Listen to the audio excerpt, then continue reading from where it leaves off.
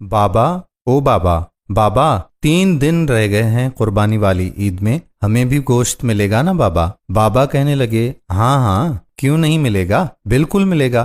بچی کہنے لگی بابا لیکن پچھلی عید پر تو کسی نے بھی ہمیں گوشت نہیں دیا تھا، اب تو پورا سال ہو گیا ہے گوشت دیکھے ہوئے بھی۔ بابا نے کہا نہیں شازیہ، اللہ نے ہمیں بھوکا تو نہیں رکھا نا میری پیاری بیٹی، ہر حال میں اللہ کا شکر ادا کرنا چاہیے۔ ڈاکٹر صاحب قربانی کے لیے بڑا جانور لے کر آئے ہیں اور ماسٹر جی بھی تو لے کر آئے ہیں نا، ہم غریبوں کے لیے ہی تو قربانی کا گوشت ہوتا ہے، امیر لوگ تو سارا سال گوشت ہی کھاتے ہیں۔ خیر، آج عید قربان پر مولوی صاحب بیان کر رہے ہیں کہ قربانی میں غریب مسکین لوگوں کو نہیں بھولنا چاہیے، ان کے بہت سارے حقوق ہوتے ہیں۔ شازیہ کا باپ بھی نماز ادا کر کے گھر پہنچ گیا۔ گھنٹہ بھر انتظار کرنے کے بعد شازیہ بولی کہ بابا ابھی تک گوشت نہیں آیا۔ بڑی بہن رافیہ بولی چپ ہو جا شازی، بابا کو تنگ کیوں کر رہی ہو؟ وہ چپ چاپ دونوں کی باتیں سنتا رہا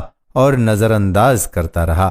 کافی دیر گزرنے کے بعد جب کہیں سے گوشت نہیں آیا تو شازیہ کی ماں بولی کہ جی سنیے جی، میں نے تو پیاز اور ٹماٹر بھی کاٹ دیے ہیں لیکن کہیں سے ابھی تک گوشت نہیں آیا، کہیں بھول تو نہیں گئے ہماری طرف گوشت بھجوانا؟ آپ خود جا کر مانگ لیں۔ باپ بولا شازیہ کی ماں تمہیں تو پتا ہے آج تک ہم نے کبھی کسی سے کچھ مانگا ہی نہیں، اللہ پاک کوئی نہ کوئی سبب پیدا کرے گا۔ دوپہر گزرنے کے بعد شازیہ کے اصرار پر پہلے ڈاکٹر صاحب کے گھر گئے اور بولے ڈاکٹر صاحب میں آپ کا پڑوسی ہوں، کیا قربانی کا گوشت مل سکتا ہے؟ یہ سننا تھا کہ ڈاکٹر صاحب کا رنگ لال پیلا ہونے لگا اور حقارت سے بولے پتہ نہیں کہاں کہاں سے آ جاتے ہیں گوشت مانگنے، اور تڑاک سے دروازہ بند کر دیا۔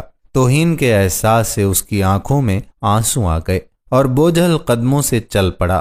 راستے میں ماسٹر جی کے گھر کی طرف قدم اٹھے اور وہاں بھی وہی دستے سوال۔ ماسٹر جی نے گوشت کا سن کر عجیب سی نظروں سے دیکھا اور چلے گئے۔ تھوڑی دیر کے بعد باہر آئے تو شاپر دے کر جلدی سے اندر چلے گئے، جیسے اس نے گوشت مانگ کر بہت بڑا جرم کر دیا ہو۔ گھر پہنچ کر دیکھا تو صرف ہڈیاں اور چربی۔ خاموشی سے اٹھ کر کمرے میں چلے گئے اور خاموشی سے رونے لگے۔ بیوی آئی اور بولی کہ کوئی بات نہیں، آپ غمگین نہ ہوں، میں چٹنی بنا لیتی ہوں۔ تھوڑی دیر بعد شازیہ کمرے میں آئی اور بولی بابا ہمیں گوشت نہیں کھانا، پیٹ میں ویسے بھی درد ہو رہا ہے۔ یہ سننا تھا کہ آنکھوں سے آنسو گرنے لگے اور پھوٹ پھوٹ کر رونے لگے، لیکن رونے والے وہ اکیلے نہیں تھے، 2 بچیاں اور بیوی بھی آنسو بہا رہے تھے۔ اتنے میں پڑوس والے اکرام کی آواز آئی جو سبزی کی ریڑھی لگاتا تھا، انور بھائی دروازہ تو کھولو، دروازہ تو کھولو۔ اکرم نے 3-4 کلو گوشت کا شاپر پکڑا دیا اور بولا کہ گاؤں سے چھوٹا بھائی لایا ہے، اتنا ہم اکیلے نہیں کھا سکتے، یہ تم بھی کھا لینا۔ خوشی اور تشکر کے احساس سے آنکھوں میں پھر آنسو آ گئے اور اکرم کے لیے دل سے دعائیں نکلنے لگیں۔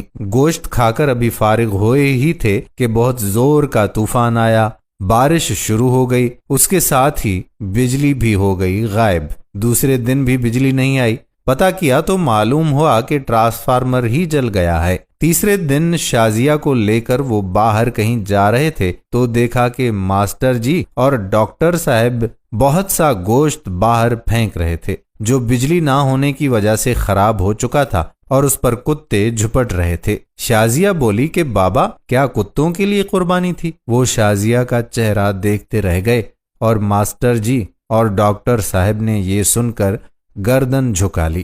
خدا را احساس کریں غریب اور مسکین لوگوں کا۔ یہ صرف ویڈیو ہی نہیں، اپنے آس پاس خدا را مساکین کی ضرورتوں سے ہمہ وقت آگاہ رہنے کی آپ سے درخواست بھی ہے۔ اس قربانی پر اپنے پڑوسیوں میں خدا را مساکین کو بھی ضرور اس کا حصہ دیں تاکہ وہ آپ کے لیے دعاگو ہوں۔ آج کی ہماری ویڈیو اگر آپ کو پسند آئی ہو تو اپنے دوستوں کے ساتھ شیئر ضرور کر دیجئے۔